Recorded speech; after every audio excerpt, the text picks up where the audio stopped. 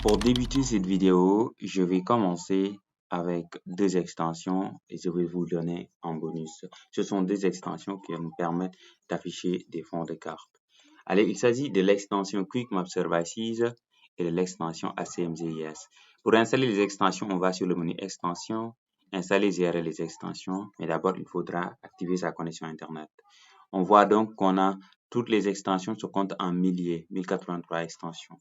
Moi, je vais taper Quick Map Services et j'ai cette extension Quick Map Services. Et vous aurez le bouton installer, vous allez taper. Moi, j'ai pas besoin de réinstaller et ce sera installé. Vous faites la même chose pour l'extension ACM GIS. Vous sélectionnez, vous installez l'extension et vous fermez. Donc, qu'est-ce que ces extensions nous permettent de faire? C'est d'afficher des fonds de carte et d'autres choses, bien entendu. Quand je tape sur Internet, j'aurai Quick Map Services et ici, je peux afficher un fond de carte Google, etc., OSM. De base, pour la première fois, on n'a pas tous ces services. On n'a que le service OSM et on peut déjà afficher OSM standard. Donc, vous affichez OSM standard. Voilà, j'ai affiché OSM. Voilà, c'est super. Donc, dès que je zoome, ça me donne plus de détails. Mais si vous voulez avoir les autres services, c'est simple, vous allez sur Quick Map Services, vous allez sur Settings, qui veut dire les paramètres. Et au niveau des settings, vous allez tout à fait à droite sur More Services, plus de services. Et vous appuyez sur Get Converted Pack. Ça veut dire que pack d'autres packs comme Google, etc. Et donc, vous aurez ce que j'ai forcément. Et là, on peut afficher par exemple Google. Et surprise, moi ici, je vois Google Maps, mais ici, je n'ai pas Google Maps. J'ai Google Hybrid, Google Label, etc. Mais rien n'est ici Google Maps. Alors que souvent, c'est utile d'utiliser Google Maps. Moi, je peux ajouter Google Labels. C'est juste des annotations, c'est pas une carte. Ok. Voilà. Donc, pour avoir Google Maps, c'est là l'intérêt de l'autre plugin ACMGIS. Donc, on va aller sur ACMGIS, qui est directement ajouté comme menu. On va aller sur Base Maps. Et là, on voit Google Maps. Donc, quand je sélectionne Google Maps, on voit déjà Google Maps, c'est vraiment stylé, mais on sent qu'il y a moins de détails par rapport à OpenStreetMap. On voit un peu ici, voilà, il y a beaucoup de détails sur OSM parce que il y a un peu la contribution de la communauté, mais Google Maps reste beaucoup plus stylé. On passe à la deuxième extension. C'est une extension, comme je vous l'ai dit, qui va nous permettre de télécharger des données. On est ici sur la ville de Bookstore. Ok, on peut télécharger des données sur cette ville de Bookstore, disons les hôpitaux, quelque chose comme ça. Pour cela, vous allez installer l'extension Quick OSM. La procédure reste la même, installer, gérer les extensions et vous tapez le nom de l'extension que vous voulez installer. Donc moi, je vais installer Quick OSM. Quick OSM, c'est collé. Donc, il y a une mise à jour. Je vais mettre à jour mon extension. J'espère que ça ne va pas m'amener des bugs. Je l'espère bien. Alors, c'est un peu long, c'est pas ce qui se passe. Oh my god. D'habitude, les extensions s'installent rapidement, mais QuickOSM, comme je vous l'ai dit, ça vous permet de télécharger d'énormes données sur diverses thématiques sur une zone d'étude donnée et ça va vraiment nous être utile dans ce qui va suivre dans les autres plugins qu'on va utiliser parce qu'on a besoin de données. Pour l'instant, on n'a que des fonds de cartes. Qu'est-ce qu'on peut faire? Ok, patience. Profitez-en pour vous abonner, partager la vidéo si ce contenu vous plaît, commentez. Alors, ça fait 100%, c'est terminé. Je vais justement appuyer sur le bouton fermer. Ok, nous, on va vouloir télécharger des données. Donc, on va voir Quick OSM, on l'a ici. Ok. Sinon, si vous ne savez pas où c'est, vous pouvez venir sur la barre de localisation, essayer de taper Quick OSM et vous voyez télécharger la donnée OSM à partir d'une requête, etc., etc. Ok, donc normalement vous allez l'avoir sur la barre d'outils, donc vous cliquez sur l'outil et donc ça s'ouvre sur une nouvelle fenêtre. Ici, ne vous embêtez pas avec tout ça. Là, tout ce que vous allez faire, c'est taper le nom de ce que vous voulez télécharger. Bien sûr, il y a d'autres choses sur lesquelles on va faire attention, mais essayez, par exemple, de taper, comme il a dit, l'exemple boulangerie. Ok, la ville de Bookstore, est-ce qu'il a des boulangeries? Et on va dire dans quoi? On va dire dans l'emprise du canvas, c'est-à-dire L'emprise du canvas, ça veut dire cette emprise-là qui est visible sur notre carte.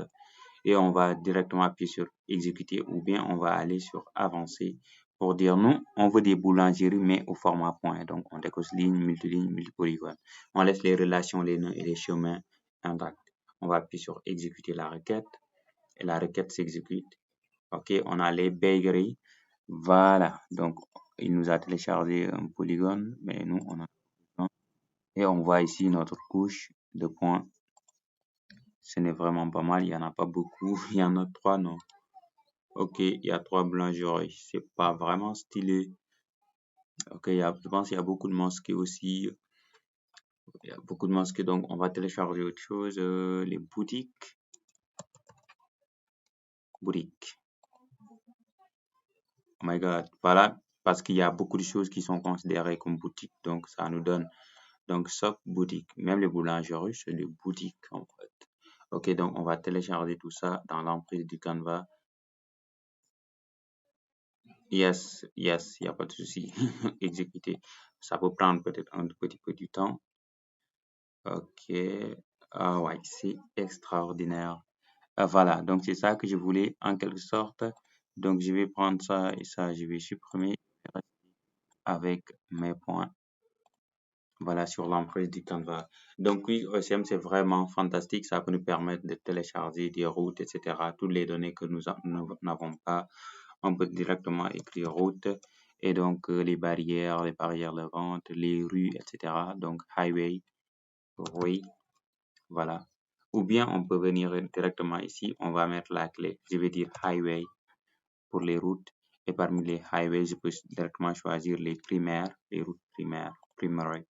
Et je vais faire un prix du Canva comme d'habitude. Je vais exécuter. Est-ce qu'il y a des routes primaires dans cette zone? Et oui, ça, ce sont des routes primaires. Donc, ça me permet vraiment de me retrouver. Ok, that's wonderful. Donc, on passe à l'extension suivante. C'est l'extension Density Analysis. Nous avons ici une couche qui porte les boutiques en gros.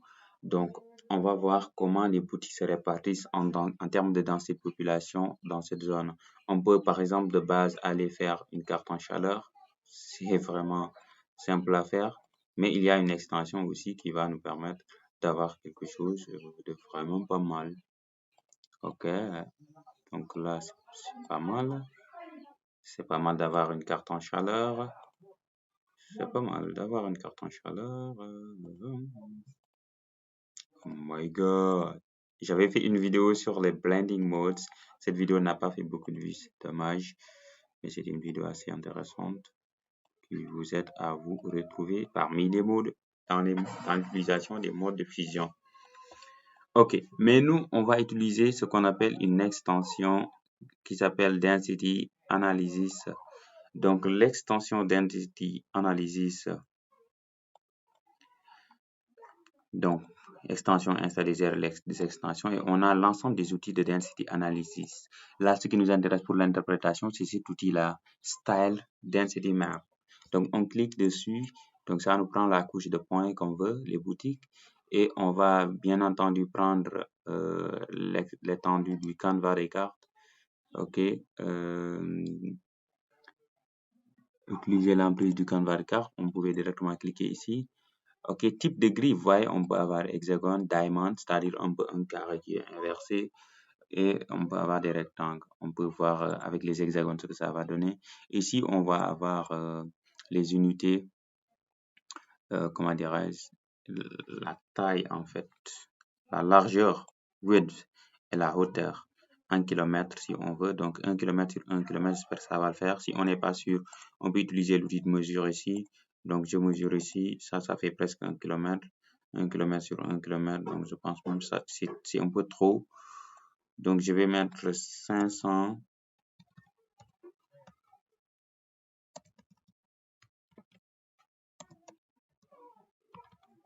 500 mètres sur 500 mètres. La palette de couleurs, voilà, il y a beaucoup de palettes de couleurs. Je vais choisir la palette Verolis. Ok.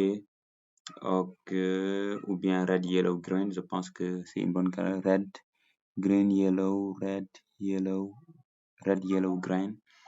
Ok, je pense que c'est l'essentiel. On peut aussi avoir le mode de la couleur de la palette de couleurs. Ok, les janks, je pense que ça va le faire. On va faire exécuter. Oh my god, donc on voit un peu comment c'est stylisé un peu notre couche. Vous voyez, un peu notre grille a été un peu trop grande, mais c'est pas mal. Ça nous montre vraiment quelque chose d'assez fantastique.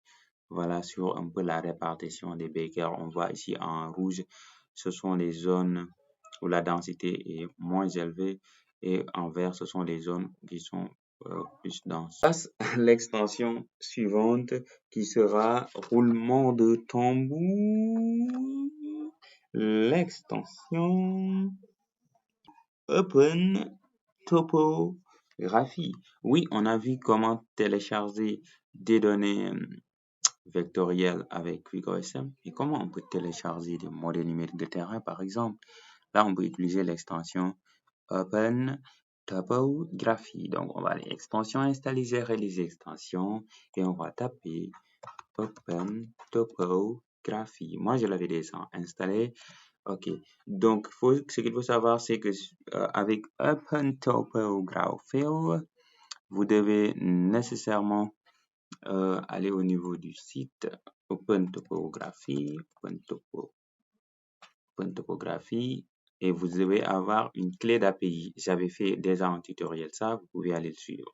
Donc nous, ce qu'on va faire pour la démonstration, c'est d'afficher un peu le plugin Open. Ok, la barre d'outils extension, elle est là, n'est-ce pas?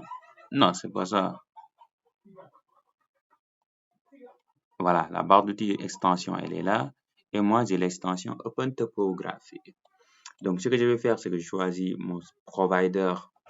Donc, je vais choisir certains 30 mètres. Donc, l'étendue, je pense que ça va le faire, cette zone d'étude. Ou bien, je vais faire dessiner sur le canevas de carte. Je vais dire, je veux juste le MNT un peu autour de ce stade-là. OK. Et là, ma clé d'API est automatiquement chargée parce que j'en avais déjà. Si vous n'en avez pas, allez sur le site de Open Topography. C'est là-bas que vous allez obtenir la clé d'API. Donc, vous allez faire exécuter. Dépendamment de la taille de votre zone et de la résolution, ça peut prendre un petit peu du temps.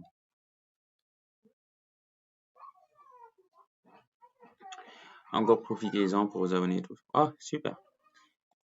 Voilà. Donc, j'ai un modèle numérique de terrain qui a été téléchargé. Pour styliser le modèle numérique de terrain, j'avais fait des tutoriels là-dessus.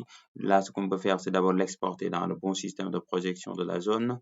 Et ensuite, on va devoir, bien évidemment, utiliser ça comme je vous l'ai dit. Donc, je choisis ceux de couleur, comme c'est de l'altitude, la palette topographie. Ça peut vraiment faire l'affaire. On peut aller mettre ça en mode bilinéaire pour le rendre un peu plus stylé. On peut mettre ça à discret pour voir. Non, on laisse ça à linéaire. C'est super. On peut changer le mode à intervalle égal. Bien compris. That's wonderful. OK. Donc, Open Topographie nous permet de télécharger CMNT et ça m'aide vraiment au quotidien quand je veux faire une analyse spatiale, etc. Je peux directement avec ma connexion télécharger les MNT, l'exporter et extraire les pentes, etc., faire des calculs d'ombrage, etc., etc.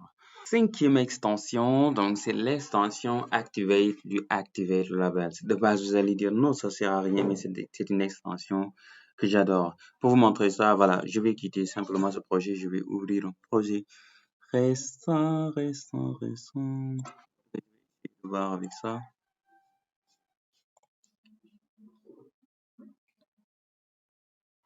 Ok.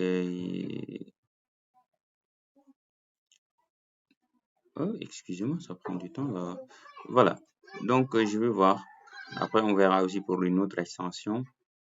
Donc, cette extension, ça nous permet, dessus sur cette couche, de désactiver les étiquettes. Vous voyez un peu les étiquettes, de les réactiver, de les désactiver, de les réactiver, d'activer toutes les étiquettes de la couche, de les réactiver. Alors, disons, les routes, c'est les étiquettes. Tac, tac, étiquette 100.